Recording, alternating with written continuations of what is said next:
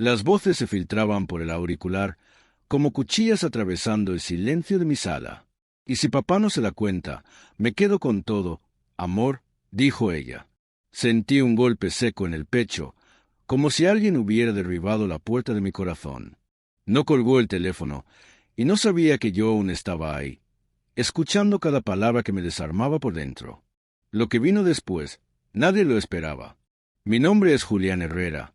Tengo 76 años, y todavía me tiemblan las manos cuando recuerdo esa conversación. Soy viudo hace 12 años, y mi hija Clara es lo único que pensé que me quedaba en la vida, o al menos eso creía. Ese día supe que incluso la sangre puede mentir. Yo vivía tranquilo, o al menos así lo pensaba.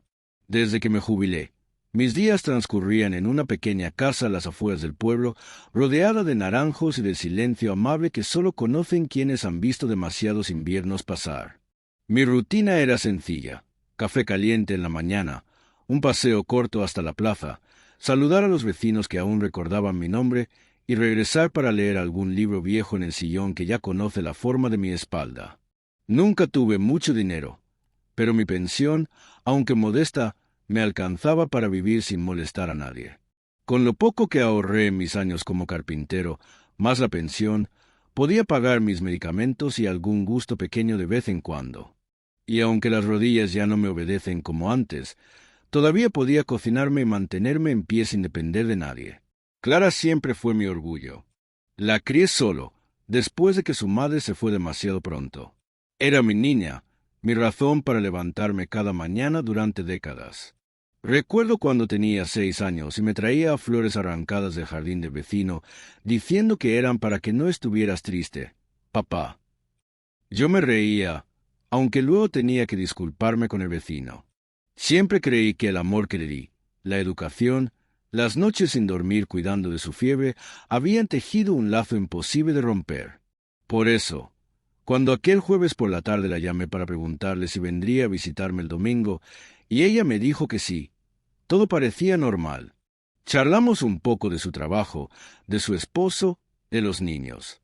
Pero entonces, en medio de la conversación, escuché un ruido y pensé que se había cortado la llamada.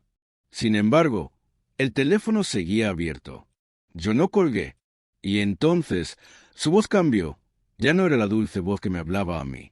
Era otra, más fría, más calculadora. No, amor, él no se da cuenta de nada. Ya está viejo. Si lo hago ahora, nadie va a sospechar. Me voy a quedar con la jubilación, y cuando se dé cuenta, ya será tarde, dijo. Sentí que la sangre me bajaba de golpe a los pies. Quise pensar que había escuchado mal, que quizá hablaba de otra cosa, de otra persona. Pero luego, su esposo respondió: «Pues hazlo pronto, que necesitamos ese dinero para el anticipo de la casa». Y ella contestó con un suspiro satisfecho: «Sí, papá no va a decir nada. Siempre confía en mí». Ahí lo supe. No era un malentendido. No era una broma. Era mi hija, mi Clara, planeando robarme lo único que me aseguraba un techo y comida en la mesa. Antes de seguir, te pido algo. Suscríbete al canal y deja en los comentarios de qué ciudad nos estás escuchando, porque lo que voy a contarte a partir de aquí no lo vas a olvidar. Mi vida, hasta ese momento, había sido una colección de recuerdos sencillos: el olor a madera recién cortada en mi taller, las tardes de verano con Clara corriendo entre los naranjos, los mates compartidos con los vecinos bajo el alero de la casa. Nunca pensé que la traición vendría de tan cerca. Recuerdo que, después de escuchar esas palabras, me quedé inmóvil, con el teléfono pegado a la oreja, como si fuera una piedra que no podía soltar. El tic-tac del reloj en la pared se volvió insoportable. El aire parecía más denso, como si cada respiración me costara un esfuerzo enorme. ¿Cómo llegamos a esto?, me pregunté en silencio. De niño, mi padre siempre me decía que uno cría a los hijos para que vuelen, no para que vuelvan a vaciar el nido. Y yo, ingenuo, pensé que el cariño y los recuerdos eran suficientes para que nunca me faltara su respeto. Pero la vida, amigo mío, se encarga de enseñarte que el corazón humano es un laberinto con rincones oscuros que ni el amor más puro puede iluminar. Esa noche no dormí. Caminé por la casa como un fantasma, pasando la mano por las paredes, sintiendo la madera crujir bajo mis pies. Cada rincón me hablaba de mi vida junto a ella. La mesa donde hicimos las tareas de la escuela, la cocina donde le enseñé a preparar su primera sopa, el viejo sofá donde se quedaba dormida viendo películas conmigo. Y ahora, todo eso se sentía como un escenario de mentira. Pero todavía no sabía qué hacer. ¿La confrontaba? ¿Me hacía el tonto y esperaba? ¿O buscaba pruebas para enfrentarla con todo? Lo único que tenía claro era que el final de esta historia no sería el que ella esperaba. Y te prometo algo, lo que pasó después cambió todo para siempre. Esa madrugada, mientras el pueblo dormía, yo me senté en la mesa de la cocina con una libreta y un bolígrafo que apenas escribía. La bombilla amarilla colgando sobre mi cabeza iluminaba más mis arrugas que el papel. Afuera, el viento hacía crujir los naranjos, y adentro, el silencio era tan profundo que podía escuchar mi propio corazón golpeando contra las costillas. No podía dejar de repetir en mi mente las palabras que había escuchado. Me voy a quedar con la jubilación. Esa frase se había clavado como un clavo frío en mi pecho, y cada vez que la recordaba, sentía que el aire se me escapaba. Decidí que no podía actuar con rabia. No, la rabia ciega, y yo necesitaba ver cada detalle, cada movimiento. Tenía que estar un paso adelante. Así que, mientras el amanecer pintaba el horizonte de un gris triste, tracé un plan. No para vengarme, aunque las ganas no me faltaban, sino para proteger lo poco que me quedaba. Primero, debía confirmar que lo que escuché no era una conversación aislada. Necesitaba pruebas. Si la enfrentaba sin ellas, podía negarlo todo, hacerme sentir como un viejo paranoico, y yo terminaría dudando de mi propia memoria. La mañana llegó con su luz tibia, y con ella, los vecinos madrugadores cruzando la calle para ir a la panadería. Me puse la chaqueta vieja, esa de cuero gastado que Clara siempre me decía que tirara, y salí a caminar. Necesitaba ordenar las ideas. En la plaza, me encontré con don Ramón, mi amigo de toda la vida. Un hombre de 80 años, más encorvado que yo, pero con una mirada que todavía sabía leer las mentiras de la gente. Nos sentamos en nuestro banco de siempre, y sin mirarlo directamente, le dije: «Ramón, ¿vos crees que los hijos pueden traicionar así, a sangre fría?» Él me miró, frunciendo el ceño. «¿Por qué lo preguntas, Julián?», dijo, bajando la voz. «Porque creo que Clara quiere quedarse con mi jubilación». Sus ojos se abrieron, pero no dijo nada de inmediato. Luego, suspiró. «Viejo, yo siempre te lo dije, el dinero cambia a la gente. Y a veces, la sangre no pesa tanto como pensamos». Sus palabras me dolieron, pero me dieron claridad. No estaba exagerando. Era posible, muy posible. Decidí entonces que lo primero sería ir al banco. Con mi bastón en mano, caminé hasta la sucursal y pedí hablar con el gerente, un hombre joven que siempre me trataba con cierta condescendencia, como si cada vez que hablaba con un jubilado tuviera que usar palabras más cortas. Le pedí que me explicara qué medidas podía tomar para asegurar que nadie más, salvo yo, pudiera mover ese dinero. Me habló de autorizaciones, firmas conjuntas, claves de seguridad. Escuché todo y lo anoté en mi libreta, aunque cada palabra me caía como un golpe. Yo nunca pensé que tendría que protegerme de mi propia hija. Regresé a casa y, al caer la tarde, sonó el teléfono. Era Clara. «Papá, ¿cómo estás?», dijo con esa voz dulce que antes me llenaba el corazón y ahora me erizaba la piel. «Bien, hija. Aquí. Tranquilo», mentí. «Estaba pensando, ¿y si me das acceso a tu cuenta para ayudarte con tus cosas? Así no tenés que ir al banco cada vez que necesites algo». Cerré los ojos. Ahí estaba, la prueba viva. Ni siquiera intentaba disimular demasiado. «No hace falta, Clara. Estoy bien así», respondí, intentando sonar normal. «Pero papá, sería más fácil. Podrías confiar en mí». «Siempre confío en vos, hija», le dije, tragando veneno. «Pero de eso no te preocupes». Colgamos. Me quedé mirando el teléfono como si fuera un enemigo silencioso. Ahora tenía dos certezas, que ella lo planeaba y que lo haría pronto. Antes de seguir contándote, te pido algo. Si estás sintiendo la tensión de esta historia, suscríbete al canal y dale me gusta al vídeo, para que más personas conozcan lo que pasa cuando la traición viene de la sangre. Pasaron 2 días, y cada minuto era una mezcla de tristeza y alerta. Yo me movía por la casa en silencio, escuchando cualquier ruido extraño, revisando que las ventanas y las puertas estuvieran bien cerradas. Sentía que, de algún modo, Clara ya no era bienvenida en mi casa, pero no podía dejar que lo supiera todavía. Entonces, una mañana, la vi llegar sin avisar. Venía sola, con una sonrisa demasiado amplia para ser sincera. Llevaba una bolsa con facturas y dijo: «¿Te traje algo para el desayuno, papá?» «¿Qué detalle, hija?», respondí, mientras mi mente me gritaba que no bajara la guardia. Se sentó en la cocina, puso la bolsa sobre la mesa y comenzó a hablar de cosas triviales. El trabajo de su marido, las tareas de los chicos, el clima. Pero noté que sus ojos recorrían la casa con un interés distinto, como si buscara algo. En un momento, se levantó para ir al baño, pero tardó demasiado. Caminé despacio hasta el pasillo y la vi entrar a mi habitación. Mi corazón comenzó a golpear fuerte. Me escondí detrás de la puerta y la escuché abrir el cajón donde guardo mis papeles del banco. En ese instante, supe que mi plan tenía que acelerarse. Si me esperaba, ella haría su jugada antes que yo. Lo que hice después marcó el inicio de una batalla silenciosa entre un padre y su propia hija. Y te aseguro que nunca pensé que sería capaz de hacer algo así. Esa misma tarde, cuando Clara se fue, me senté en el porche a mirar el horizonte. El sol se escondía detrás de los naranjos, tiñendo todo de un naranja viejo, como las fotos amarillentas que guardo en una caja de zapatos. El aire olía a tierra húmeda. No sé si era el clima o mi corazón, pero sentía que se avecinaba tormenta. No podía dejar que ella siguiera creyendo que yo era un anciano despistado, incapaz de defenderme. Y aunque me doliera en lo más profundo, entendí que la única manera de detenerla era ponerla a prueba y exponerla. Esa noche, cené poco. Encendí la lámpara del comedor, puse sobre la mesa mi libreta y comencé a escribir con letra grande y clara, plan de protección paso a paso. Sabía que no podía confiar en nadie más, ni siquiera en la policía, porque sin pruebas todo quedaría en un problema familiar y yo terminaría humillado.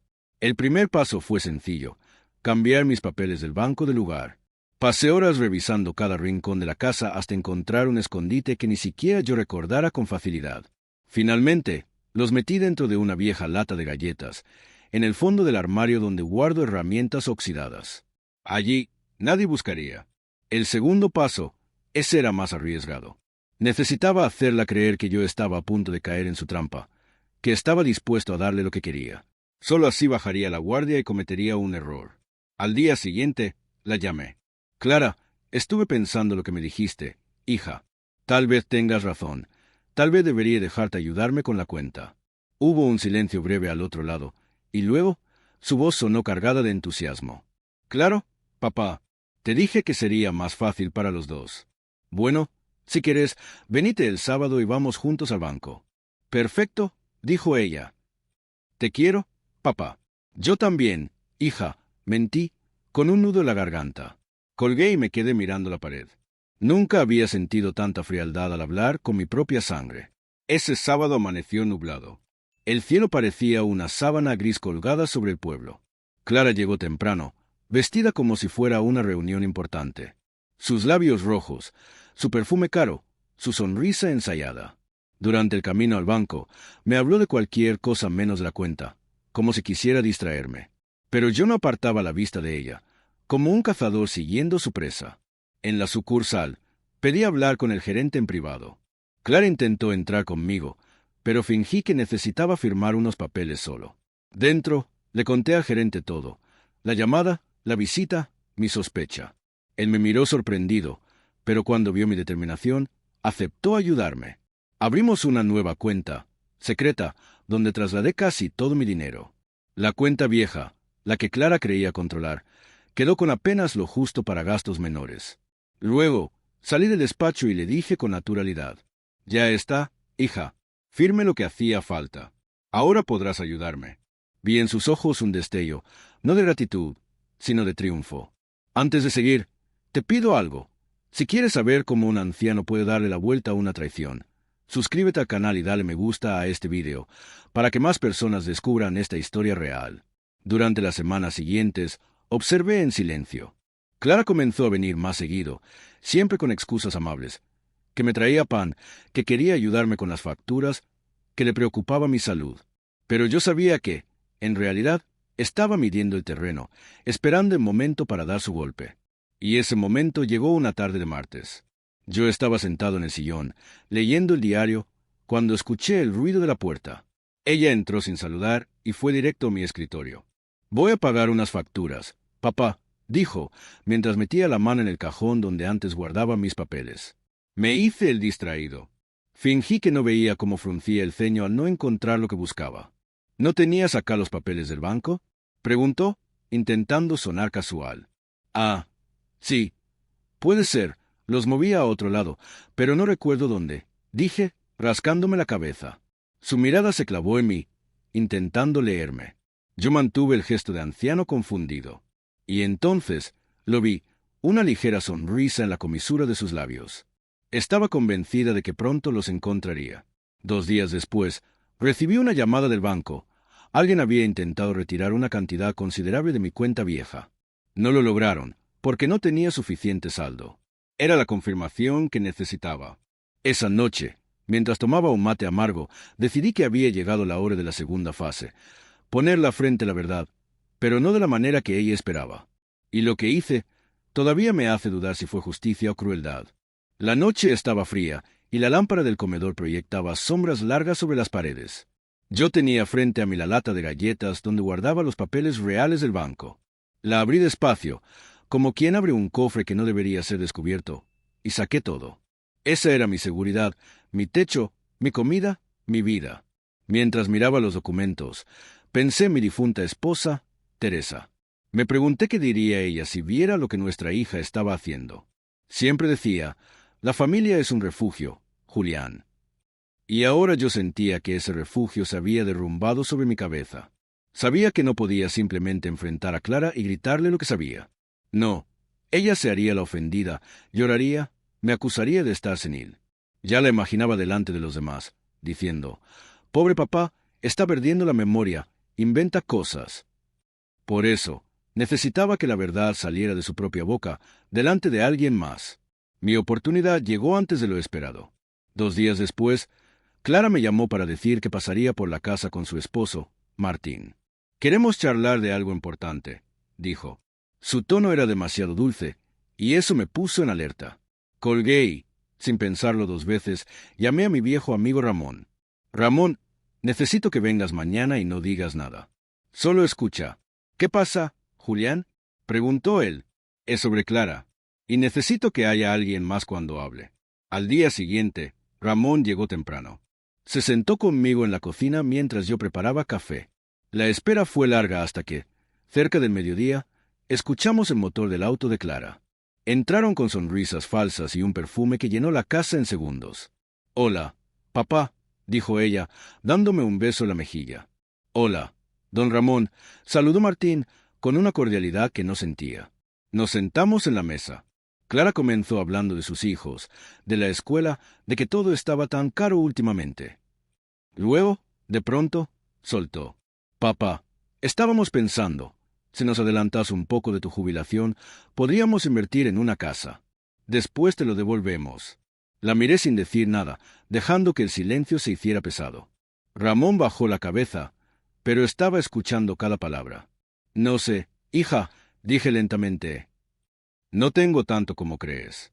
Pero papá, si me das acceso a tu cuenta, puedo ayudarte a manejarlo mejor. Así vos no te preocupás y yo me encargo de todo». Entonces, como quien recuerda algo al pasar, dije, «Clara, ¿te acuerdas aquella vez que estabas hablando con Martín y no colgaste el teléfono?» Su rostro cambió de inmediato. Un segundo antes estaba sonriendo. Al siguiente, sus ojos se abrieron y su piel perdió color. Martín la miró confundido. «¿Qué está diciendo, Clara?», preguntó él. Ella tragó saliva. «Nada, papá debe estar confundido. Yo escuché, hija, escuché cuando dijiste que te ibas a quedar con mi jubilación». Ramón levantó la mirada. Serio. El silencio se volvió insoportable. Clara empezó a mover las manos, nerviosa. «Eso no es verdad», dijo, pero su voz temblaba. «Entonces», respondí, inclinándome hacia adelante, «explícale a tu marido por qué intentaste retirar dinero de mi cuenta el martes». Martín giró la cabeza hacia ella. «¿Qué? ¿Vos intentaste sacar plata sin decirme?» Yo, balbuceó, buscando una salida. Era mi momento. Saqué del bolsillo un sobre con el extracto del banco y lo puse sobre la mesa. «Acá está la prueba. Si querés, llamamos al gerente ahora mismo». Ella me miró, y por un instante vi odio puro en sus ojos. No arrepentimiento, no vergüenza, odio. Luego, respiró hondo, se levantó de la mesa y dijo, «No tengo que escuchar esto». Martín, sin embargo, no se movió. «Yo sí quiero escuchar. Porque si esto es cierto, Clara, estamos hablando de robarle a tu propio padre». Ella salió de la cocina y se encerró en el baño. El silencio volvió, pesado como una losa. Ramón me puso una mano en el hombro. «Hiciste bien, Julián», dijo en voz baja. «Aunque duela, ahora ella sabe que no sos un viejo indefenso. Antes de seguir, te pido algo. Si esta historia te está llegando al corazón, suscríbete al canal y dale me gusta para que más personas conozcan lo que pasa cuando la traición viene de la sangre». Martín se fue al rato, siguiendo a Clara. Yo quedé solo con Ramón. No dije nada, pero en mi interior sabía que esa conversación había roto algo que nunca podría repararse. Esa noche, me senté en el sillón y escuché el silencio de la casa. No hubo llamadas, no hubo mensajes. Por primera vez en mi vida, sentí que mi hija y yo éramos extraños. Y aunque me dolía, también había una parte de mí que sentía alivio, porque ella no lograría lo que quería. Lo que no imaginaba era que Clara no se daría por vencida. Lo que hizo después fue peor que todo lo anterior. Pasaron 3 semanas sin que Clara me llamara. Ni una visita, ni un mensaje, ni siquiera una pregunta por mi salud. Yo, que durante toda mi vida había corrido detrás de ella para asegurarme de que estuviera bien, ahora estaba sentado frente a la ventana mirando la calle vacía, como un faro apagado que ya no guía a nadie. Creí que su silencio era señal de que había aceptado que no me robaría. Me equivoqué. Una mañana, mientras tomaba mi café, escuché golpes en la puerta. Era un cartero, con un sobreoficial en la mano. «Es para usted, don Herrera. Firme aquí». Lo abrí con cuidado y lo que vi me dejó helado. Una citación judicial. Clara había iniciado un trámite para que me declararan incapaz de manejar mis propios asuntos, alegando que sufría confusión mental avanzada y que mi seguridad financiera corría peligro. En otras palabras, estaba intentando quedarse legalmente con el control de todo mi dinero. Sentí que el piso se me movía bajo los pies. No era solo traición, era guerra. Si lograba convencer a un juez, me quitarían no solo mi jubilación, sino mi dignidad. Respiré hondo, cerré los ojos y, por un momento, pensé en dejarlo todo. ¿Para qué pelear? Ya estaba cansado. Pero entonces escuché la voz de Teresa en mi memoria. «No dejes que nadie te robe lo que construiste con tus manos, Julián». Esa frase me devolvió el fuego que creía apagado. Fui a buscar a Ramón. Le conté todo, y él me miró con una mezcla de tristeza y determinación. «Viejo, vamos a pelear esto, y yo voy a ser tu testigo». Ese mismo día, fuimos al abogado del pueblo, un hombre serio llamado don Esteban. Le llevé todo, el extracto del banco, el registro de llamadas, y, sobre todo, el recuerdo preciso de aquella conversación que escuché por accidente. Esteban me escuchó en silencio, tomando notas, y al final dijo, «Tiene un caso sólido, don Julián. No solo vamos a detener esto, vamos a hacer que ella se lo piense 2 veces antes de intentarlo otra vez». Llegó el día de la audiencia. El juzgado era pequeño, con paredes blancas y un crucifijo colgando sobre la puerta. Clara estaba allí, vestida de manera sobria, con un gesto de preocupación fingida. Martín la acompañaba, aunque su mirada ya no tenía el brillo de antes. El juez, un hombre de barba gris, me miró y me preguntó si comprendía por qué estaba allí. «Sí, señor juez, y quiero dejar claro que no estoy enfermo, ni confundido. Estoy aquí porque mi propia hija quiere quedarse con lo que me gané trabajando 50 años como carpintero». Clara apretó los labios, y su abogado intervino con voz melosa. «Su señoría, mi cliente solo quiere proteger a su padre. Él ha mostrado conductas erráticas». «¿Erráticas?», lo interrumpí. «Escuche esto, señor juez».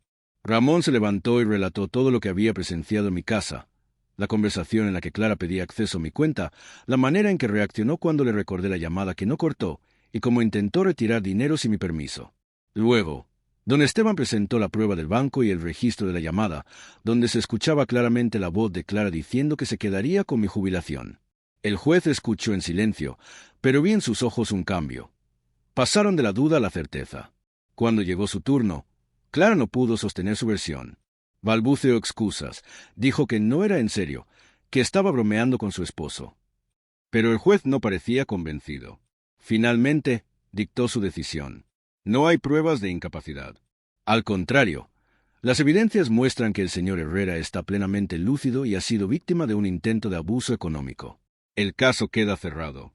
Clara bajó la cabeza. Martín no la miró. Y yo sentí una mezcla de alivio y tristeza tan profunda que me costaba respirar. Antes de seguir, te pido algo. Si esta historia te ha conmovido, suscríbete al canal y dale me gusta para que más personas comprendan lo que significa proteger lo que uno ha construido con su vida entera. Esa tarde, volví a mi casa solo. Encendí la lámpara del comedor y me quedé mirando las paredes, sintiendo que ya nada sería igual. Gané la batalla, sí, pero perdí a mi hija. Desde ese día, no volvió a llamarme. ¿Me dolió? Más de lo que puedo decir. Pero también entendí algo. El amor no debe ser ciego. Proteger lo que uno ha trabajado toda la vida no es egoísmo, es supervivencia.